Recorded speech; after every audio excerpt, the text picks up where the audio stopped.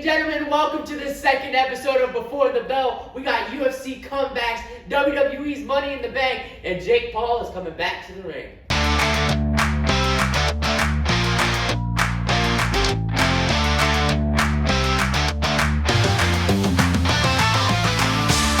What is up, y'all? It is your boy Lyam, David-Kilker, and I have here... Highlight Harley. Welcome to the long-awaited second episode of Before the Bell. I feel like each episode has like a 2-month span, but I promise we're safe, we're good now. We officially moved into our new apartment. That's right, that's why things have been a little slow, a little lagging a little bit, and we got a dog. So that's fun, but we have our schedules, we have everything unpacked. You guys will be getting new episodes every Monday, and maybe some surprise episodes coming soon. So, ladies and gentlemen, it is the Money in the Bank Before the Bell episode. Woo! We got a lot.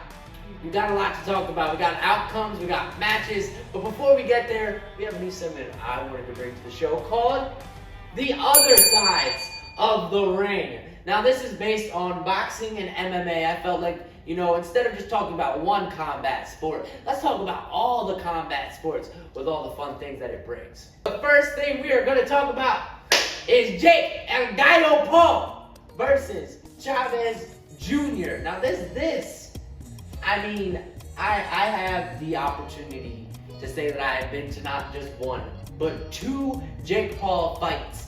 Front and center. That's right, folks. I've only seen this man up close. He's the real deal. I know a lot of people are going to hate him. They're going to criticize on his style, but people are talking about him. People like him. And I'm not going to lie. I'm not going to say I'm a big Jake Paul fan, but I got my eyes on him. I love watching him. I like everything he brings. And it's against the legends such as Chavez Jr. in California. So, baby boy Jake's coming back to where it all started. Although it is his first match back since Mike Tyson. Yes. So we have not seen him do anything in the last 6 months. Yeah. He can step in and be like, I'm being L right now, and then just be an L. Wow. I think this is a big match for Jake because it's against Chavez Jr. Chavez Jr. has a long list of accolades and accomplishments in the boxing world. But I think Jake Paul, he needs to roll back that ego a little bit. You beat Mike Tyson. That's cool, but you beat old Mike Tyson. You didn't beat a young, biting ears, going to jail, saying crazy stuff on the mic Mike Tyson. This is a Jake Paul who I think we're not ready to see yet. I hope he comes in with a different strategy, not so much walking around the ring, unanimous decision bout. I hope that it's a straight shoot, a fight. I want to see real boxing out of this man. That's what I want to see. Yeah, I guess we'll see. I want to see a knockout punch. June 28th in California. Well, in other boxing news, we got a big return coming to the ring, folks. Mr. Deontay Wilder, the Bronze Bomber. This is very big for Deontay Wilder. A lot of people in the boxing world see him as only, a one-trick pony, a one-shot guy. He lost against Tyson Fury. He didn't really bring much to the ring. So I think whoever he's facing, we don't know who. Let's see if he can bring it. What do you think about this man? Oh, look at that face. He looks like a terrifying, he has the blood. Oh, brother. He's a terrifying individual. Bro, he could probably he could probably just go. Yeah. Honestly, it is incredible to see his highlights. I'm gonna say this to all you here. If you have the time, look at his highlights because the way he knocks people out, you think it was just like a jab, you think it was just like a light punch, and then the guy just folds. It's one of the most fascinating things. But this is a very big show yourself moment for Deontay Wilder because Deontay Wilder is coming off a loss at Fatal Fury. And I don't think anybody really expected that. He talks a lot of trash for the type of man that he is. So hopefully Deontay Wilder finally puts his money where his mouth is and gets a couple knockouts on the board again. We want Deontay Wilder to be 2021 again. All right, that's what we want to see. Now, ladies and gentlemen, let's get on to UFC news. The possible fight between your boy John Jones versus Tom Aspinall. Now this is very interesting. We say possibly because it is agreed. It's not posted yet on UFC. There's no posters. There's no big hype around it. But Dana White did say, this is media from Fight Talk, saying that there is an agreed date on when they're going to fight, what time and what place. I think this is going to be great. I think, Harley, could you break it down to them for people who usually watch pro wrestling and not UFC? What is this about?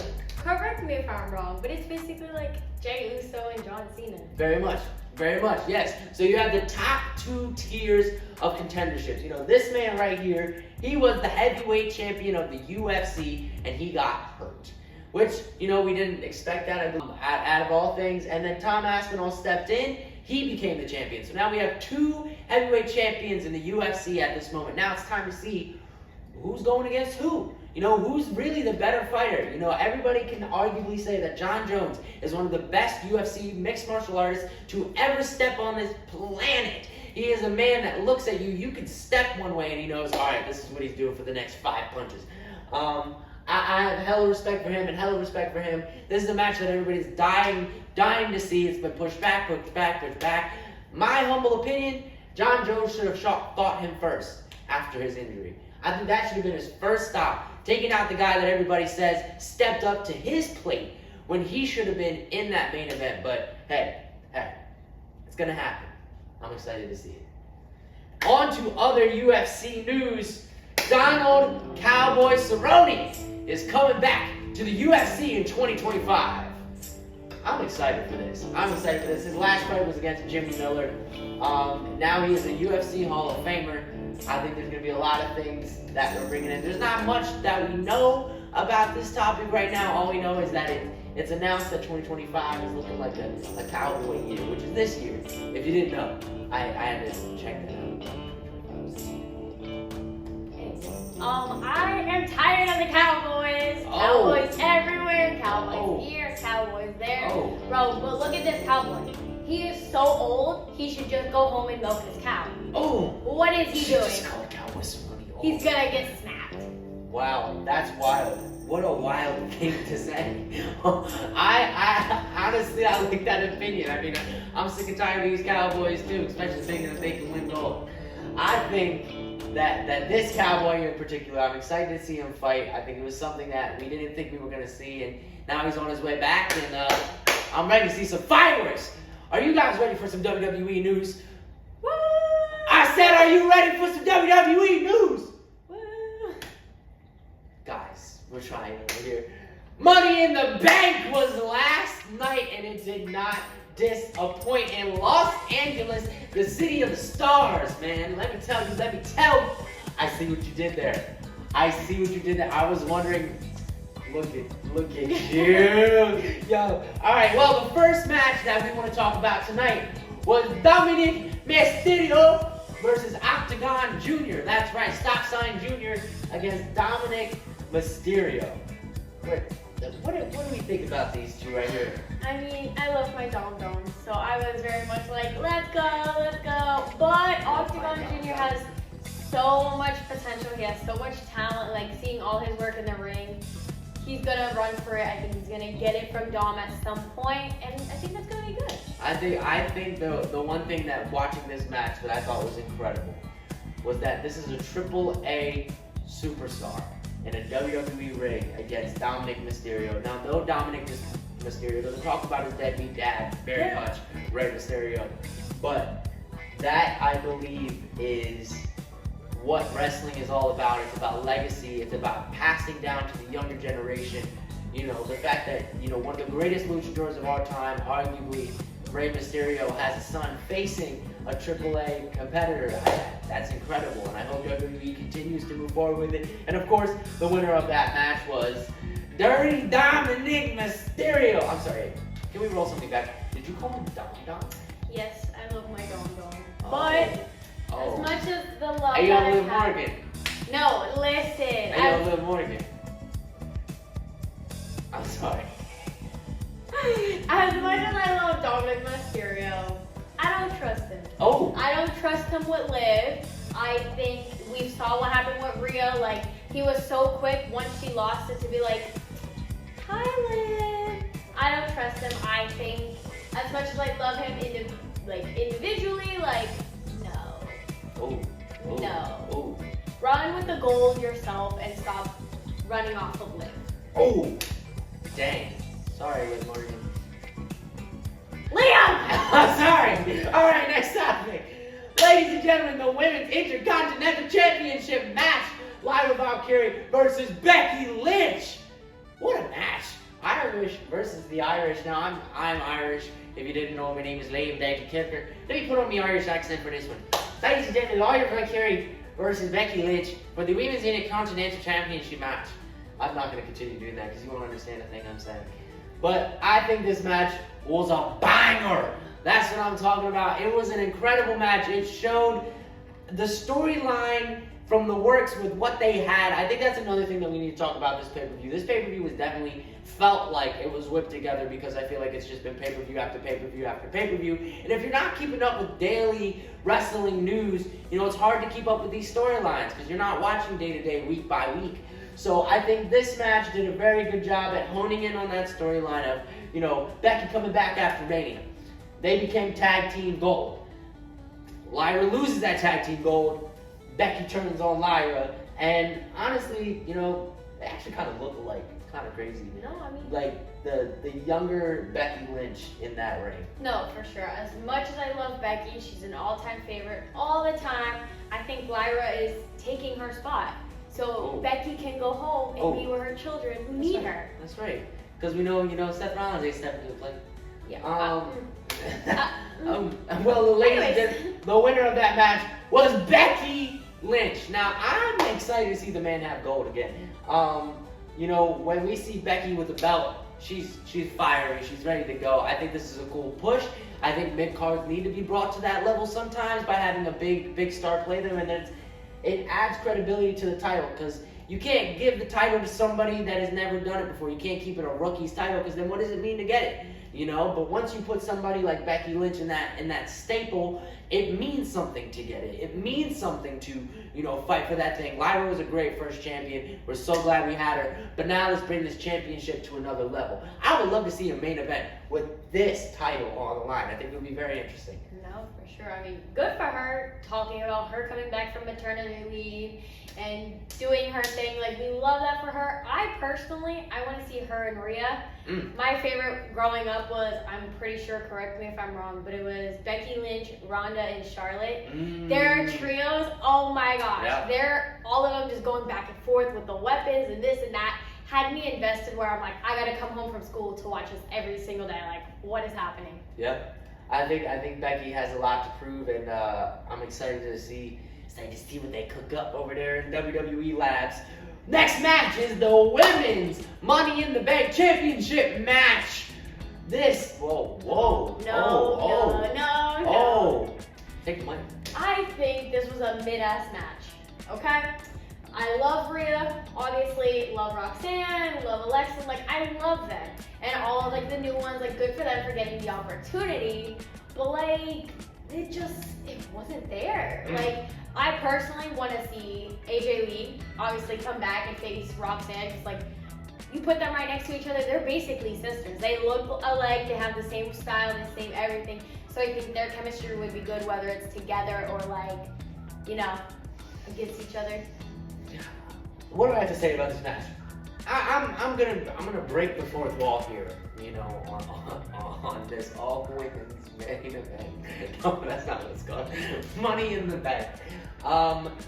I am so proud of the WWE for where they have come with the women's roster. I feel like there is so much to be said for where we were when Vince was running the company to where we are now that Triple H is running the company, and the things that he has continued to produce are amazing, are incredible. I think the best thing that highlights this are these three competitors right here.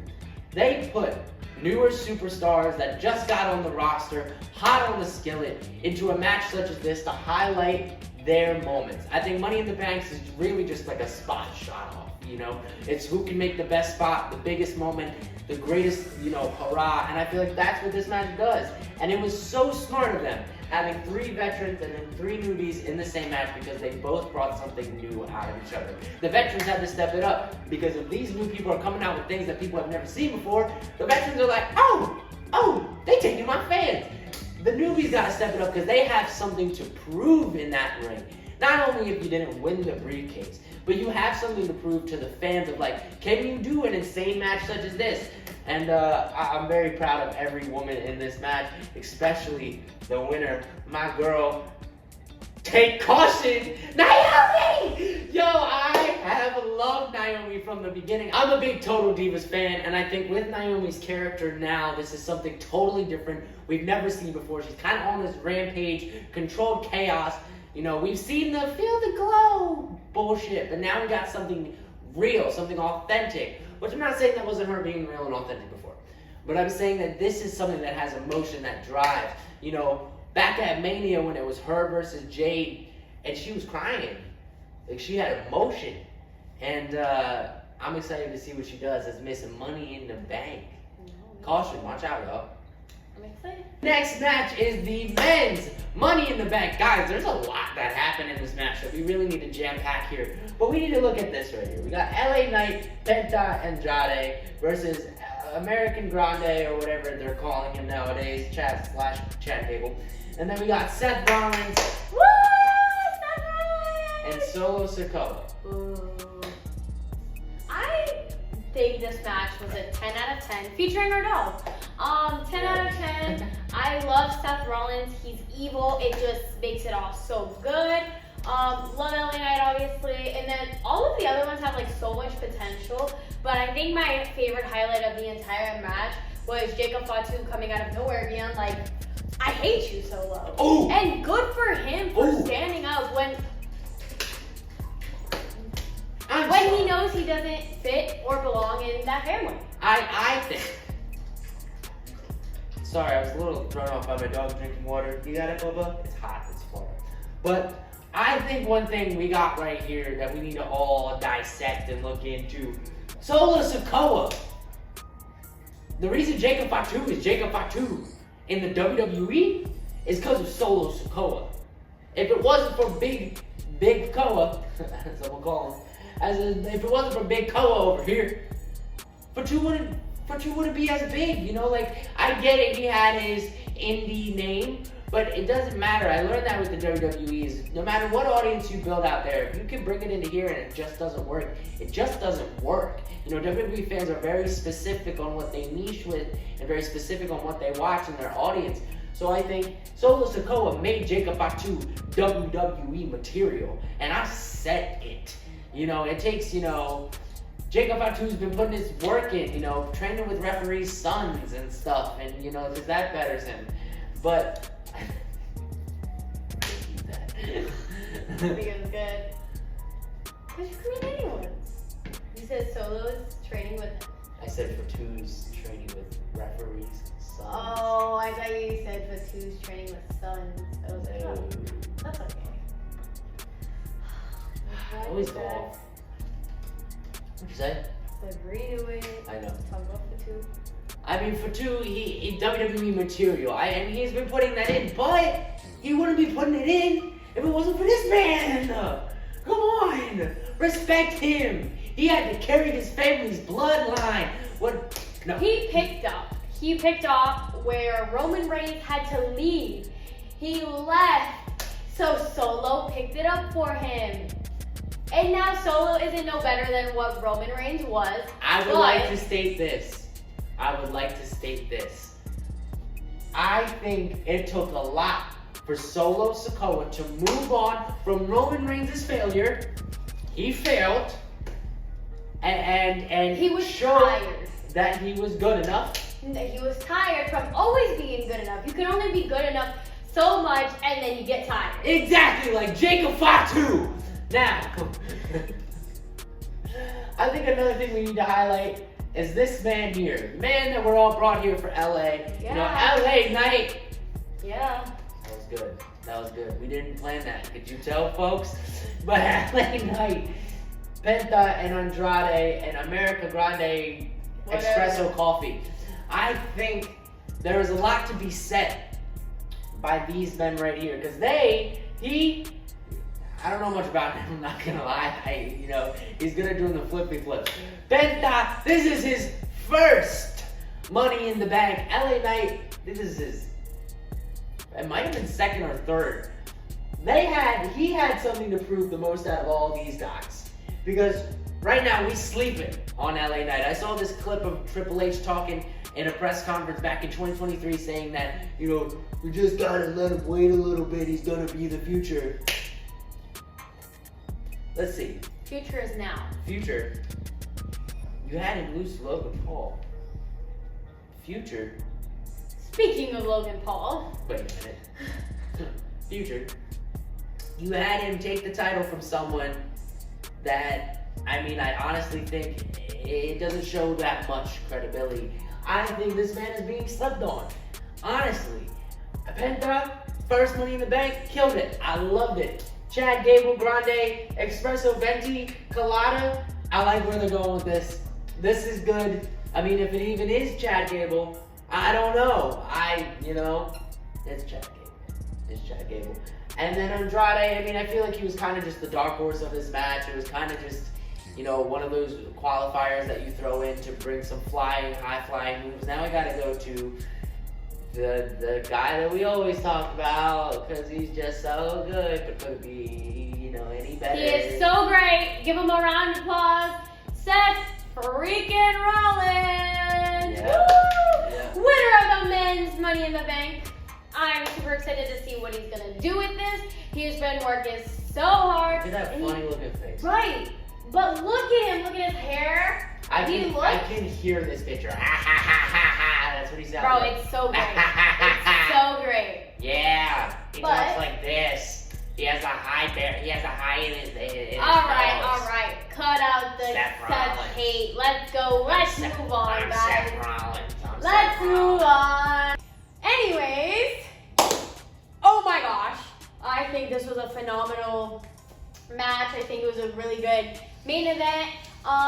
We got John Cena, L, Logan Paul, L. I wanted to say something. Y'all know where I stand on Cody Rhodes, L. And then you have Jey Uso, who Jey Uso, we love him. He is for the fans while we love Jey Uso. He continues to up his game consistently with his training and just getting better as a wrestler, but not just as a wrestler. He interacts with the fans.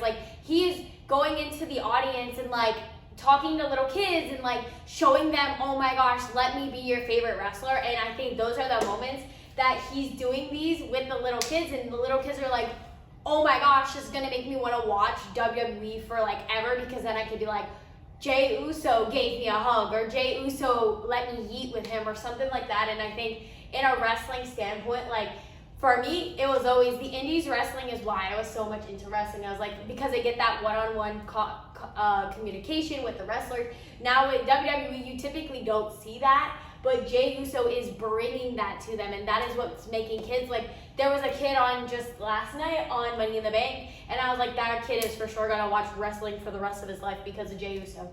And I think that's what they need, because that's how they become wrestlers and start all that stuff. But let's hear what LDK has to say. Does John Cena not talk to the fans? He calls them fat. That is He broke up with you, Liam. He broke up with you. It wasn't mutual. All right. Well, he doesn't want you. I plugged my ears and closed my eyes so it didn't happen. All right, John Cena. You want to talk about what John Cena does for the fans? Listen. You want to talk about what John Cena does for the fans? You want to talk about what Big Mac John does for the fans? Ow. Ladies and gentlemen, I want to show you this right here. This does not look like much, but this is Lyam David-Kilker's Circle of Champion Award that was given to him in 2018 at WrestleMania 34 by John Cena. Then, following that, John Cena was like, well, look at the time. It's my time to retire. So now it's his year. He's retiring, and he's too old for this. What am I doing? I meet fans like Liam all the time, and I'm like, it makes me want to pull my hair out, and that's why he's retiring. That's why he's retiring. I'm sorry, you want to talk about how old he is? Then why did these two need somebody's help to beat him? Who? Oh! Who? Oh! Who? Oh.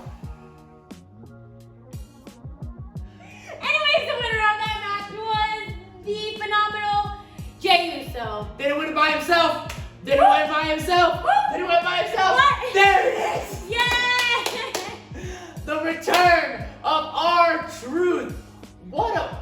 I'm gonna break the fade for a moment.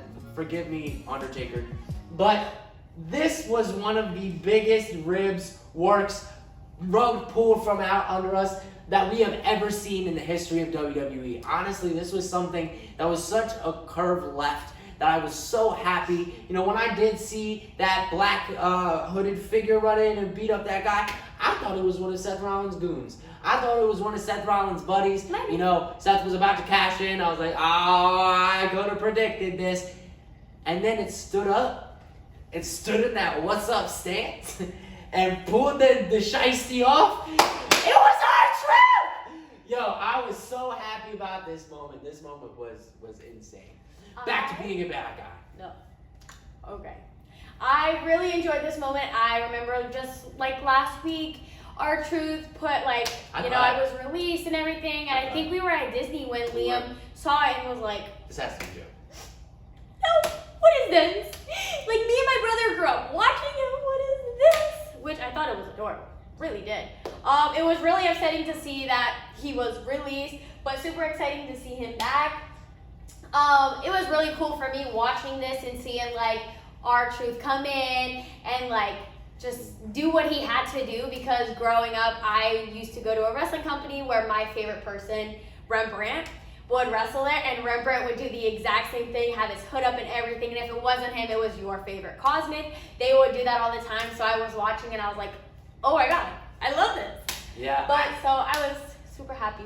I think this moment is a turning point for R.TRUTH. I'm gonna be so honest, guys. I don't think it's R.TRUTH that's returning. No. I think it's Ron Killings, bro. I think we're going to see a different side of R.TRUTH, Ron Killings, that we've never seen before. It's not going to be the goofy side. It's not going to be the silly what's up. It's not going to be the rapping in the ring, talking to Lil Jimmy. No, this is going to be, y'all wanted me out. I am back.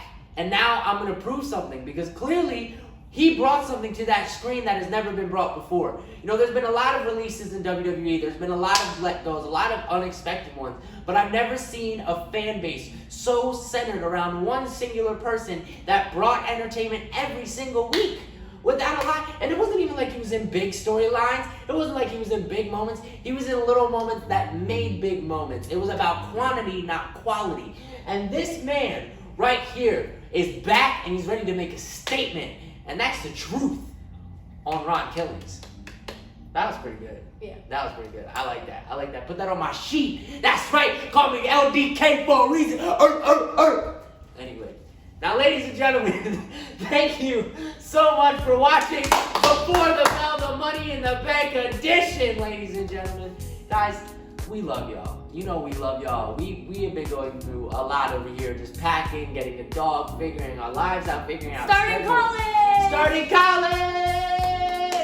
Yo, I'm so proud of you. I'm so proud of us. I'm so proud of Milo. He's sleeping. Please don't go. Please don't wake up. Both work at Universal. We both work at Universal.